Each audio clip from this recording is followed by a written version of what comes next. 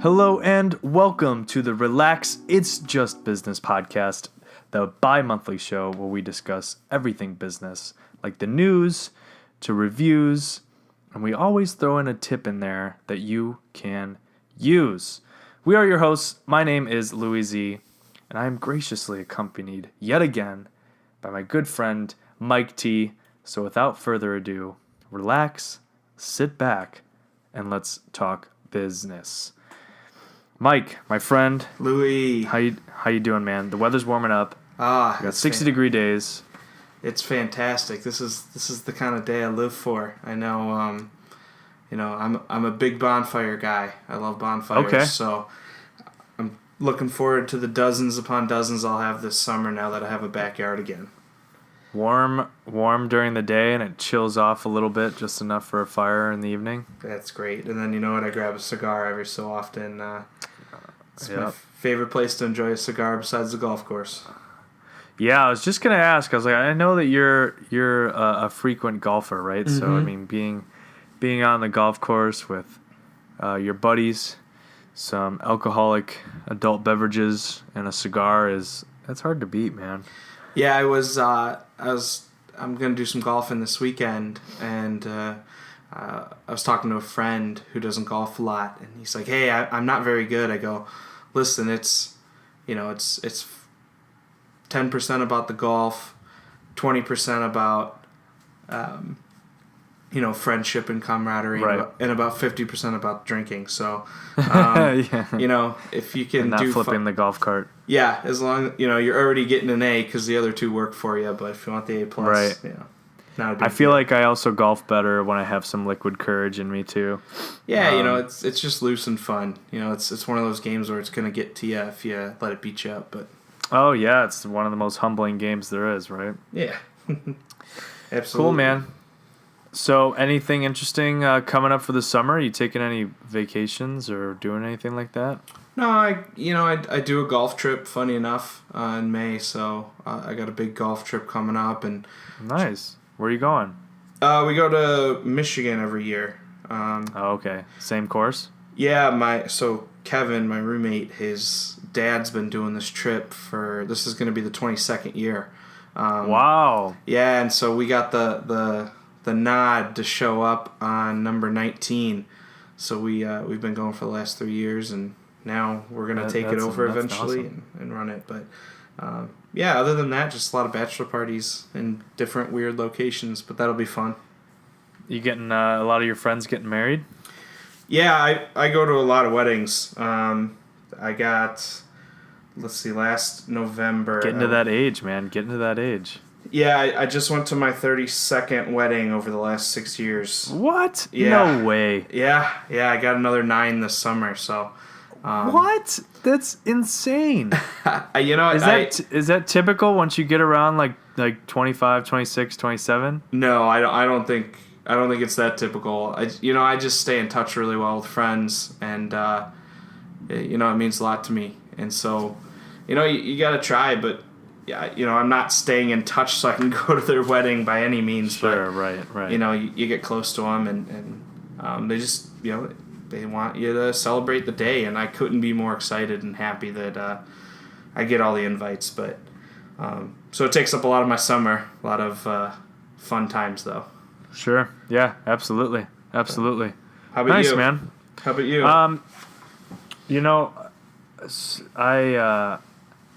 I try to, work throughout the semester and save up as much money as I can, and then spend it on trips during the summer. So, yeah. My girlfriend and I we're going to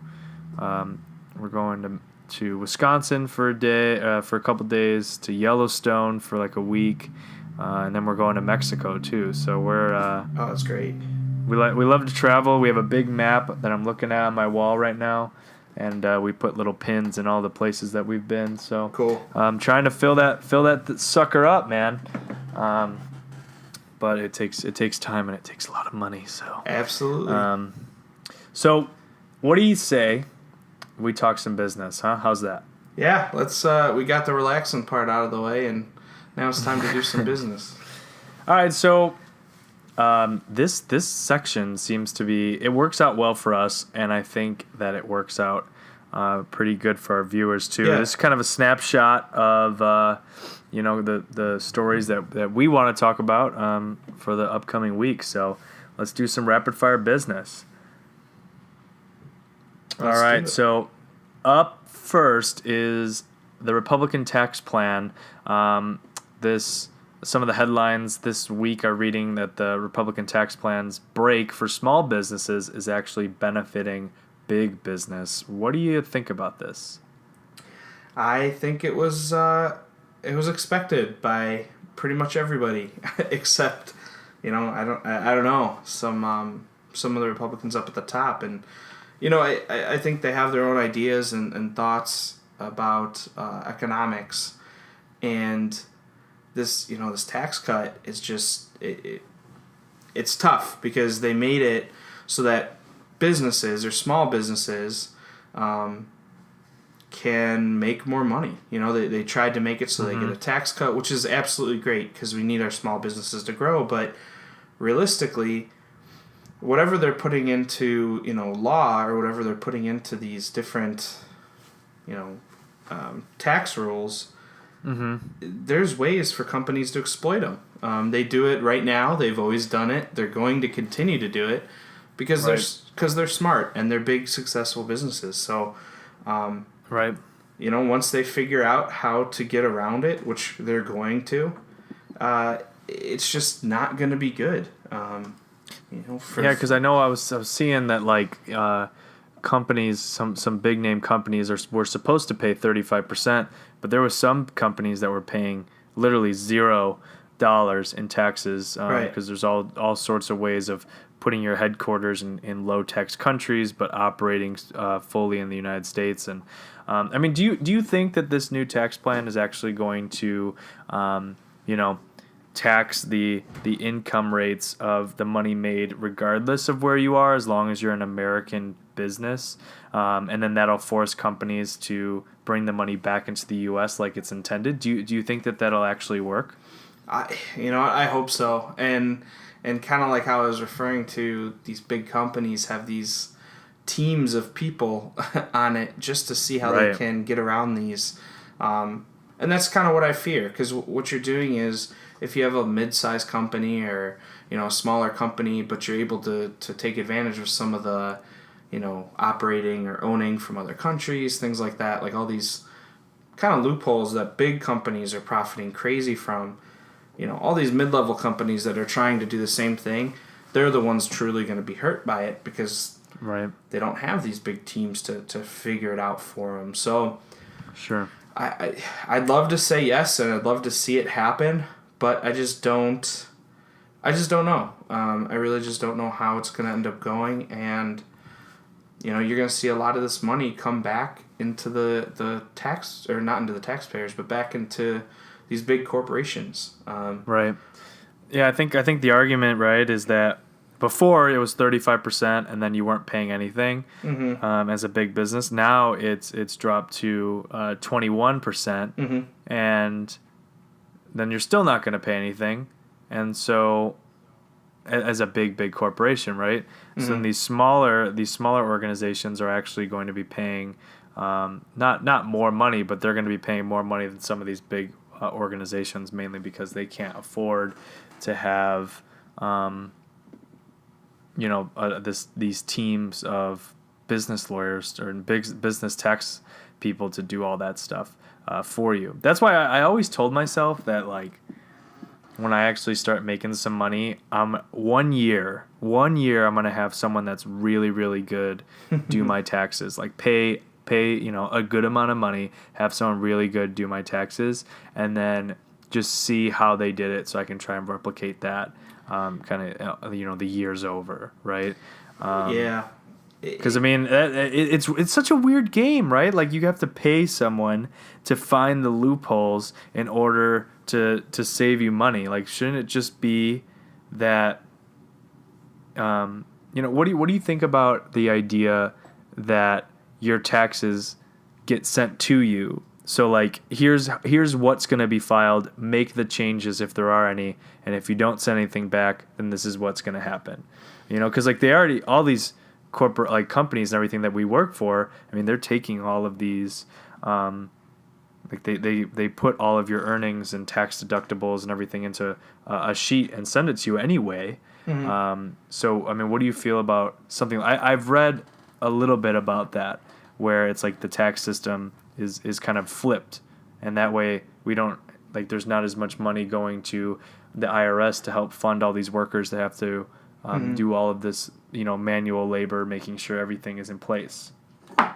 Yeah, I think the tax system's really funny, and obviously it's not perfect, and there's all these loopholes and just everything. You're gonna miss stuff, and the thing is, a lot of the times, like you kind of said, when you get going and get running smoothly, you want to end up trying to get a really good accountant, and the thing is, a lot of these rules are set up so that they want to try to make things fair. It's just when you have so much money, at some point you can do enough things that are going to benefit you. And you can't really take advantage of a lot of that stuff until you have enough money.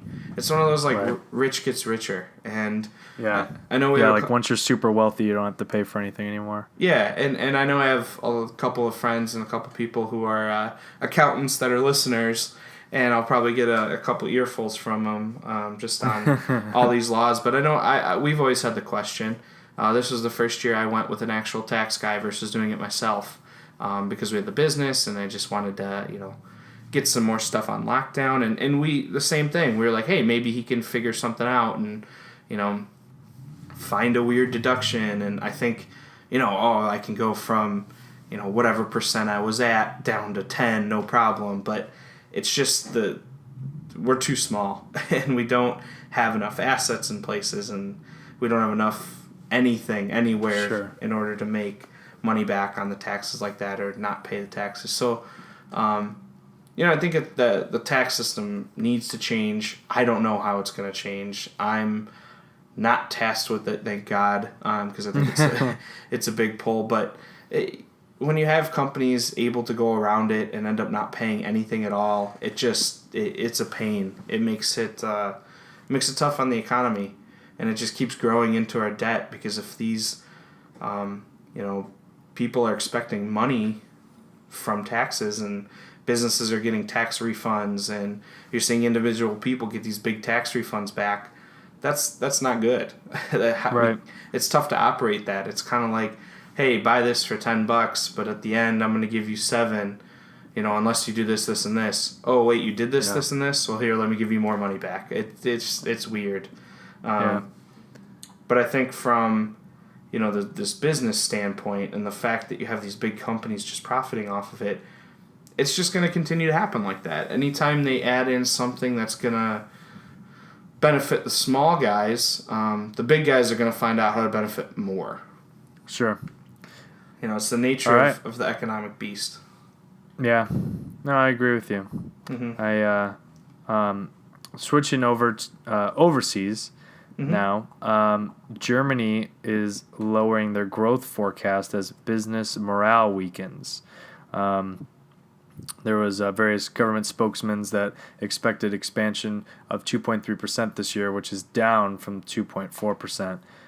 What do you think about kind of company and consumer morale, and how that impacts the economy on a just not even a national scale, but also a global scale? Yeah, I think you find it in small workplaces, and you find it in large ones. It's like you were saying, like globally. Within small workforces, you'll see at work, if your morale's down, things don't get done as much. You don't see people up, happy. That's why you have these big companies like Google and all these tech firms. They're making sure people are ready to go. People are excited to go to work. People are excited to do the things they have to do. When morale's up, whether it's with us or consumers, everything's going to grow. You get the best performance among happy people. And, and it gives you faith that what you're doing, and not just faith, but it gives you confidence that what you're doing and the things that you're producing and the work that you're doing is good and it's going to be beneficial. So you believe in the company more, and then the company grows because people can tell that the work that's being put into it is giving off confidence. And Right. when you have these companies that were trying to grow, and now all of a sudden they're realizing that it's just not there. There's a lot of outside forces. I know with this especially, all this feud between the U.S. and China, and nobody has any idea. Yeah, the trade war. Yeah, nobody has a clue what's going to happen. It's interesting. There was when Al Gore was still part of the political scene. He gave this book called Generations to everyone in both houses of Congress. And in this book, these two guys are the guys that coined the term millennial. But they were talking about how there's different turnings, and they happen every 20 years. And so it goes from a high where like everyone in society loves the way society's going. They don't really care about personal identity. It's more of like the identity of the nation as a whole, and like the way that's going. And then after that, there's an unraveling where people start to push away from the way that like business is going, the way that society's moving, and kind of like unravel that perfect shield that they've built up for 20 years. And then after that is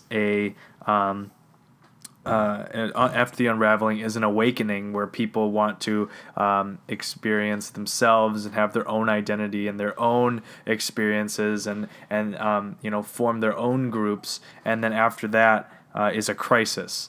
And according to like their whole turning schedule, the global spectrum right now is in the midst of a crisis where like people don't know where they are in society, and businesses are getting too big, and people are afraid of Big Brother, and they're afraid of what's going on in society. And it is really interesting to kind of focus on that, looking at how like business morale is going down.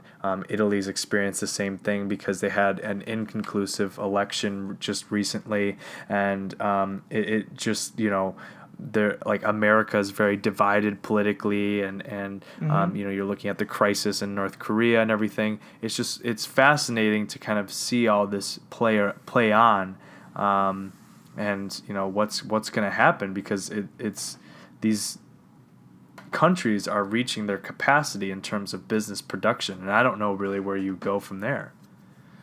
Yeah. You have so much uncertainty in the world right now, and it stinks. I think on all fronts, you're seeing how the U.S.'s economy and the U.S.'s political structure can affect the world very strongly. I mean, we very much are still a very powerful country. Yeah. And it's starting It'll be to interesting. wear. And you're seeing all these uncertainties in the economic world, the stock market's been rising still. Took a couple dips there, but it's still rising. You're seeing, when it comes to Germany and comes to Italy and things like that, you're seeing the euro, be very inconsistent. I know when I went a couple years to Europe, the euro was very close to the dollar. When we booked our trip, we were like within 15% of. It was only 15% more, so it was really low. And then by the time we got there, it raised a little bit, and then when we left, it was raising a little bit. But all these foreign currencies, kind of going up and down too, is really affecting these countries. They don't know how to handle it. They don't know how to balance their GDP, just things like that. So I think until we figure out and get some more solid, concrete things from what the U.S. is doing, it's going to be really tough for some of these outside companies. Is Germany going to Germany does a lot of engineering when it comes to metalworking, and I only speak to it because I have a lot of experience. And, a lot of those guys are gearing up because they fully believe they're going to get a lot more work since the tariffs overseas. They affect them a little bit, but not nearly as much as what's coming out of China.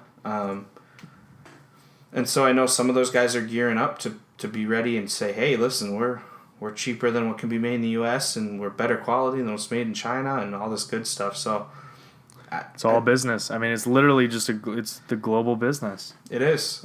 So the larger things get and the more complicated other situations are, you're going to see other companies start to want to join together just so that they can stay alive. And like you said with the identity issue, people's identities are going to get even more lost. So I think we need another upswing where you know where you're at and you're with your country and with your group and everything like that. All right, real quick, couple minutes here, got to wrap up. But Instagram is rolling out a feature that will let you download all of your photos and past searches in one fell swoop. Is this a good idea? Is this terrifying? What do you think? So I am extremely new to Instagram. I think I might have 20 posts, and up until 2 weeks ago, I followed very little other than some of my friends. I had another friend really organize my Instagram for me. Which is huge because there's so much funny and great stuff online, but I think what on earth is that going to look like? Like, do people want to be able to have and control and download that much stuff? So your photos, videos, comments, past searches, direct messages, stories in your archive, and profile information will be able to export. But it says it could take up to 48 hours. The data will be sent to an email connected to your account in a file in Excel, web, notes, or text format, and it'll be available through a link. That's just it's crazy. I don't know if I want all that. I think for me, part of the Instagram and Facebook and Twitter is it's all kind of in the moment. You kind of posting what's going on. You see the stuff that you've done, and I think going back is only going to give you more material to look at. Like, I like them for what they are, and I don't think that we need this this data. I just don't think we need it. I'm afraid of someone being able to hack into your account, download all of your stuff, like that kind of thing from a security standpoint. Absolutely. But I think from a consumer standpoint, I think it's a good idea, especially people who have like whole archives of various like blog posts, or if they're sponsored by various like makeup companies or product companies or whatever, to be able to download your whole archive, to have that as a living portfolio is kind of cool. And so I think that there is some positive to this, but I'm just worried about the security concerns associated with that. But just something light and something to put that on your radar. This was 2 weeks ago they announced it, but I don't think we know when it's going to be fully released for sure. Never mind. Hold on. It takes effect on May 25th, so this is coming up. Coming up fast, yeah. So they've been criticized for keeping users tethered to their platform but not providing a way to download data. So this is kind of like a freedom of expression and freedom of speech kind of thing where you should be able to download your own stuff. But with that, we are going to take a quick break, and we will come back talking about pens and stationery in the business world. So we will be right back.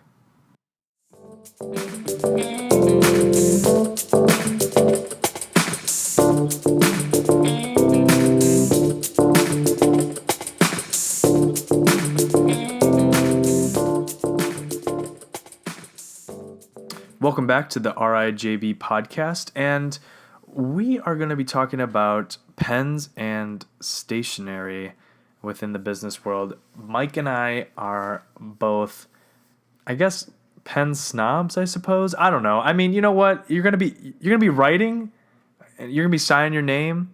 You're gonna be signing contracts. Don't you want to write with the finest? I mean, why limit yourself? What the pen says about you is a lot. How you carry yourself, what your ideals are.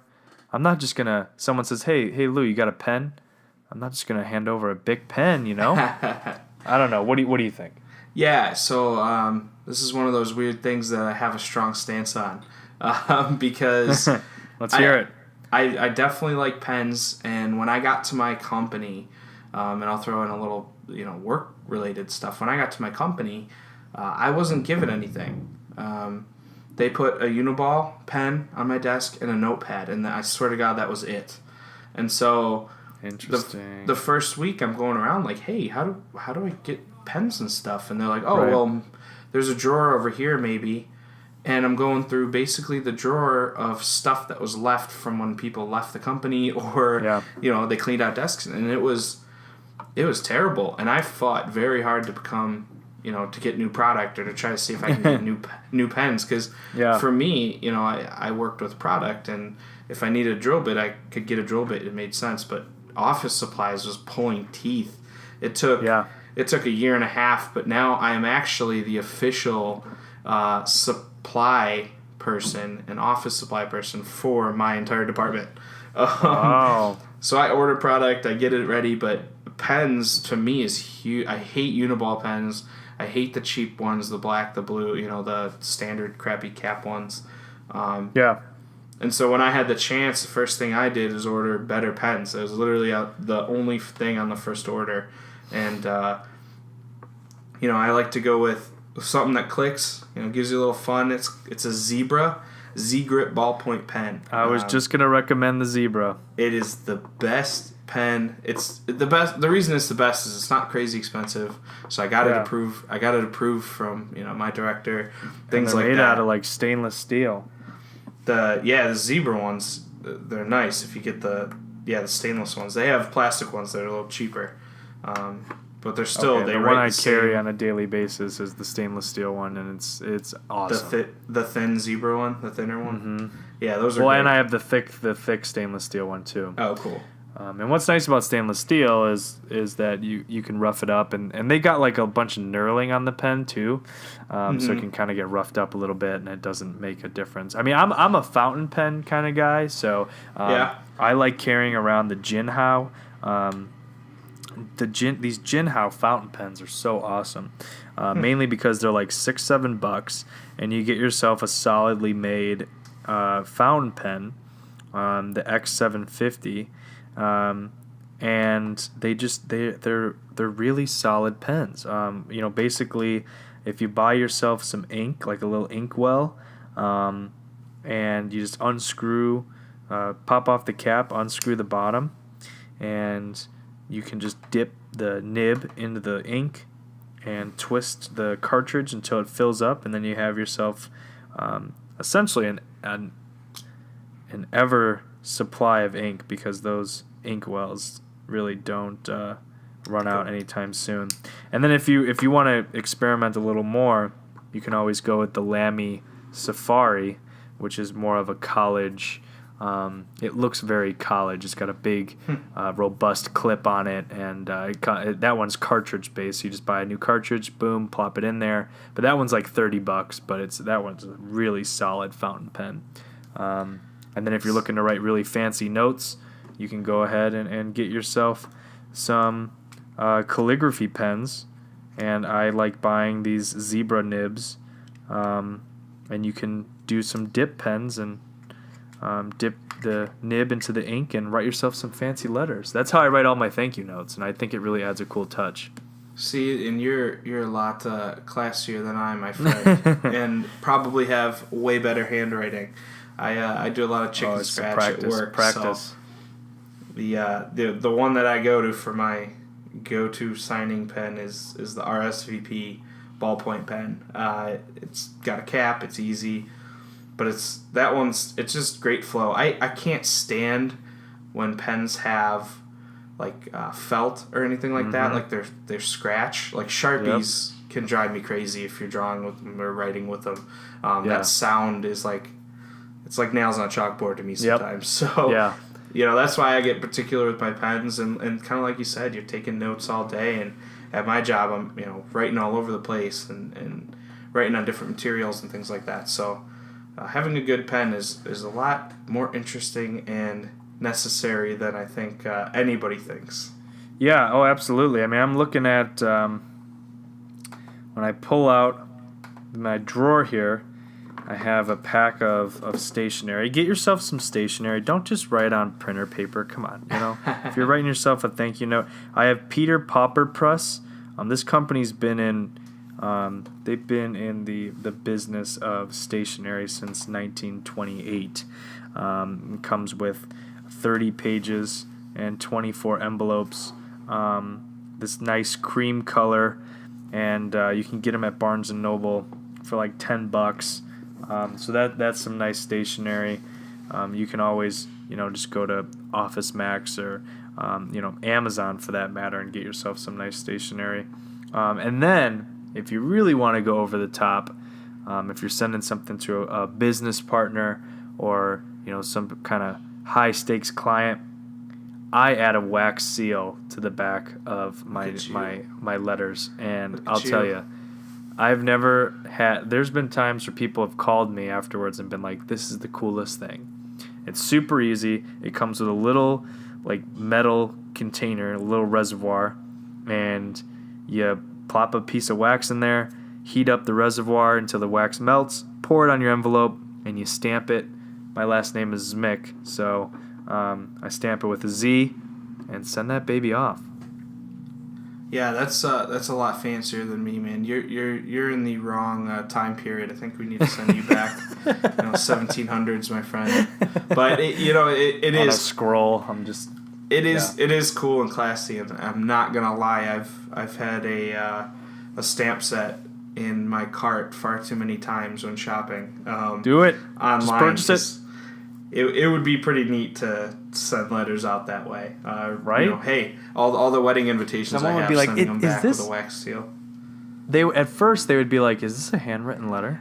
And then they would say to themselves, "Is that a wax seal?" Set? Yeah, absolutely. And then they would open it up and be like, "Is this calligraphy?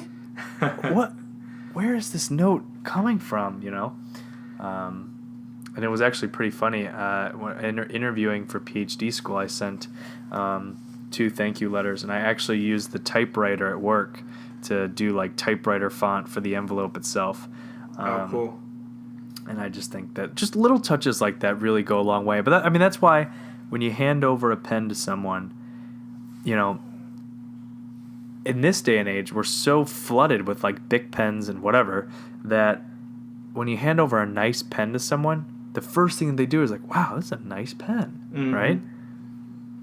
Yeah, I still have a big cup of pens at my desk from vendors and trade shows, and you got to have some of those, especially if you're running out or don't know where you're going to or things like that. But man, there's one vendor who literally brought me a box with one single pen in it, probably a $30 pen, and was like, yeah, no, our current customers get this one. I was like, oh, okay, thanks. That's nice. But yeah. but it's good. It's a nice pen. It signs really well, so it just it can make all the difference. And it's fun. It's little. It's different. You never know. Right. Exactly. Hey, that's pens in the workplace. Something a little fun. What do you say? Take a break, mm-hmm. and then we talk about mixing business with booze. Ooh, yeah. We'll be right back.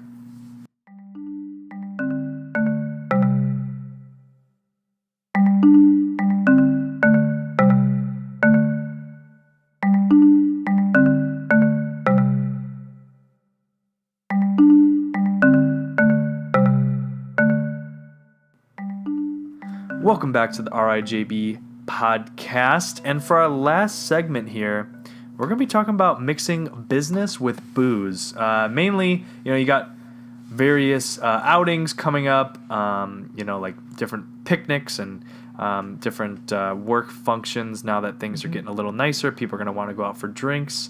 In the professional world, what does happy hour look like, Mike? Yeah, I've never had a drink in my life, so I'm not quite sure here. All right, so you're talking from complete ignorance. Fair enough. Yeah, absolutely. No, I think it's a very interesting and fine line you have to do. There's all sorts of work functions that drinking comes into play. I think it's when you're on your interviews and you're doing all these professional discussions and you go into your first couple days of work, everybody wants to give off the professional vibe, and they all want to know that you can handle yourself. And I think when you get the first couple opportunities at your new work or at a job or at an internship, you really got to understand your place. You got to find out and make sure you have that balance.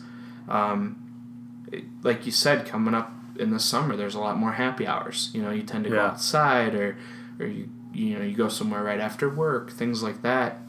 Right. And even job interviews, like someone like me, a lot of job interviews involve, having a drink at a function. Mm-hmm. And how do you do that, right? Because like some people feel pressured to drink if others are drinking. I've had some interviews where someone has said, "Hey, do you want something you want to drink?" And then I'll say, "No, I'll just take a water." And they come back and then they grab themselves a beer, like the recruiter. Mm-hmm. And I'm like, "Oh, okay, so this is all right." And then the next one, I say, "Oh yeah, I'll have a beer." And then they come back with a water. Like a lot of people play those games, and it just really depends on how you handle yourself. I think obviously you want to stay professional. Like even though you're not in the office, you definitely want to stay professional. Happy hour can go south really quickly, and you can end up embarrassing yourself. We've all had those stories, heard the stories of like various people embarrassing themselves. So I think staying professional, there's a time and a place to be rowdy. Yeah, I think that's just it too, is you got to know, a big thing is you got to know your limit. You've gone to college, if you did drink, you have to know where your limit is there. And when you get to work, you got to know that it is still your job. You're still always representing the company. And there's nothing wrong with you not having a drink or having one over a 8-hour period or 6-hour period that you're with happy hour. There's nothing telling you that you have to be forced. And just know that everything that happens or any time you go to these functions, everything can be and will be scrutinized. It might not be held against you if you're in a looser, group or a looser company, but now you have some work friends who kind of know, or work people that understand like who you are and what's going on. So you really have to watch yourself when you're in these drinking situations. I know when I started my job as an intern, everything that I did during my internship, I actually did not drink. I didn't think it was right. It was professional. But at the same time, looking back on it, I don't think that that's realistic. I think there wouldn't have been an issue with it. I know other people I was with did. I think you just have to, again, kind of know your limit. And if you've been with a company for a while, it's very different than if you just started. Right. Completely. You got to know where that line is and where can it be drawn, and there's different work environments that we'll say once we leave the office, even though we're together, we're not going to hold anything against you. But then there's other offices where it's just a constant interview, even when you're hired. Yeah. But there's two things, right? There's nothing wrong with having a drink when you go out and you're of age. Nope. It is not necessary whatsoever to shun alcohol and still maintain a professional demeanor. You might find a beer enthusiast in the group. You might find a wine enthusiast in the group, or a spirits enthusiast within the group. And that's just another way to connect with your colleagues, saying, I love this type of wine, or I love this type of craft beer. Mm-hmm. But then there's also nothing wrong with denying a drink, right? Yes, like there's nothing wrong.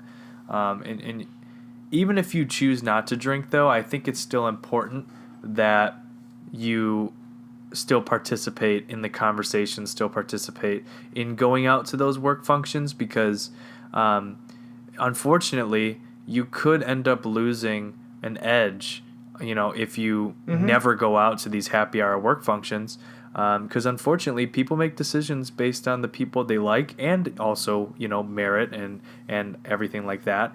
But if you're going out to happy hour with your boss all the time, or various colleagues and everything, it really does add up in the end, don't you think? Yeah, work is work. You have to have a good ethic. You have to be able to work well, but at the same time, there's so much social aspect to it. Who likes you? Why do they like you? How do they like you? I think I think you need to, again, first off, make sure that you can control yourself, know your limits, but obviously go out and have a drink. We went out with 2 weeks ago, or last week, sorry, we had a happy hour, and my boss came out, and our whole department came out, and so did our director. And you get to know them, and you get to know they're just regular people when it comes down to it. They also want to just kind of hang out. And I think when you're starting out, go ahead and stay out as long as you want. As you kind of grow and you start to have people underneath you, you need to be smart enough to know that, hey, at some point, bail out earlier because, this is kind of for them, for happy hours. But there's a couple kind of tips and tricks, too, is to enjoying happy hour or work events. The first one is definitely try to find something that's not college when you drink. It's not that, if Keystone Light is your favorite beer in the world, this might be the one time where you just don't order it. Try to get some, you want to get something that shows listen, I've drank before. I understand that, I'm not here just to get drunk. And ordering a Keystone Light or a Busch Light, that gives off the wrong impression sometimes. Same with I was at a trade show, and I was with the vendor, some vendors, and one of the guys that just started with me, he gets a vodka Red Bull. And it's it gives off the wrong impression. It makes them think, this guy's getting something really, it's almost immature. But at the same time, it's a drink that a lot of people do, they drink so that they're ready to get drunk. And right. You need to kind of flirt that line. Just get the beer. If you get one on special, cool. Get something off the tap, just something general. You don't have to go overboard. And definitely if you're with somebody and they're paying, be conscious of that too. Oh, yeah. Because even if you're the guy ordering the $25 glass of scotch while it's $3 beer happy hour, you're going to get a lot of looks and you're going to get these other thoughts. Yeah. It's just like when you go out to eat with, your boss or someone who's picking up a tab, like a prospective. It's not about the food. And when you go out to happy hour with your boss and various colleagues, it's really not about what you're drinking. Right. And so I totally agree. And also, though, it depends on your boss, right? Your boss might be an aficionado on various things, and you can actually impress someone by ordering something a little more tasteful. But also, I would say a really cool point that I've read is drink deceptively. So if you feel like if you feel like you're reaching your limit, you can always this one article says that you can order a club soda with a twist of lime and a splash of cranberry juice to make it look like you have some sort of mixed drink. And as long as you're interesting to talk to and you're an interesting having interesting conversations, no one's even going to know the difference. And so, you could deceptively make people think that you're keeping up with them in terms of drinking, but at the same time, you're being responsible. Oh yeah, and that was a trick. One of the next tricks I was going to talk about was doing just that. I know I've done it before when I'm somewhere, and I have a lot of friends that do that too. I've always had a higher tolerance for alcohol, so I just kind of drink and I was always okay. But one of the other things that I know one of my old coworkers used to do is when we were drinking beer, or we were out at happy hour, you're having friends and you're kind of standing at the bar, just hanging out at the bar. He would drink a beer and he would always go to the bathroom, whatever. He would actually fill up the empty beer bottle with water. Huh. And then he'd walk around with one just full of water and drink that. Now, nobody knew. No one had a clue because he was holding the beer bottle. But, he just didn't want to give off, and he knew that he was a light drinker. So, it's just these little things. Any way you can do that. And most of the time, people aren't going to call you out for it. Again, it's not college. Right. No one's going to call you a wuss because you stop at 2. No one's going to, no one's going to be like that, because a lot of the times, like right now, I work with a lot of people who have kids. So, Sure. you know, when I'm Yeah, that's really important. when I'm taking an Uber home or I'm taking the train home, you know, it's a lot different than the guy that's got to drive, you know, 30 minutes to get home for his kids. So Right, and his kids and wife are waiting on him, or you know, whatever, kids and husband, either Right. or.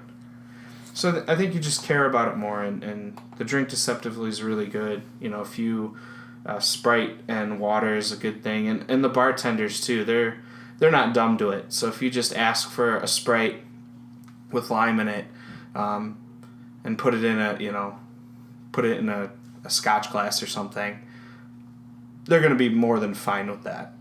Right. You know? Yeah. Absolutely. Absolutely. I think as long as you can be responsible and know your limits, and never ever push alcohol onto a colleague or anything. No. You know, like you never want to say, like, oh, come on, make sure that you're keeping up with the rest of us, or any kind of pressure situation. Then I think you'll totally be fine. Yeah, and last comment I'll make about this is, don't be afraid to. Go have drinks, go have fun. I think there's a lot of cool opportunities, and even better, there's room and budgets for social things like this. And right. As long as you don't let it get out of hand, or you don't do dumb things, just make sure that you're smart with it, and make sure that like I said, you know your limits, and you have fun, and you drink with friends, and you don't get all. Are you an angry drunk? Are you, stay away from those. Stay away from those modes. But by all means, enjoy yourself. It's one of the best ways I've gotten to know my coworkers. And, some of them have become really good friends just because of the social aspects and finding out you like to hang out with them outside of work. So it's right. a good it's great opportunities for life improvement and relationship building. You just do it smartly. Do things that makes sense, and try to go to them, because the quietest, shyest guy at your company might go out and you find out you got some really cool things in common with him, after maybe he has a drink and goes home. But it's good. Or if you are that guy, again, have a drink, stay there, go home, order food, things like that, which really help you out. Absolutely. Well, hey, Mike, another one in the books, man. Yeah, it's great. We're having a lot of fun. Yeah, I think we're getting smoother and smoother with every podcast. And as always, we appreciate you all for listening. And if there's anyone that you think will appreciate the podcast, please send it their way. Mm-hmm. And let them know what you liked about it, and let us know what you don't like about it, and we'd love to hear suggestions and make those changes. And until next time, you can find us on Louie Zmick blog on Facebook, as well as the RIJB podcast on YouTube. Make sure you subscribe to our channel, and just keep following us, keeping up with us. Until next month, it's already weird to say, we will see you next time, and thanks for listening. Yeah, see you.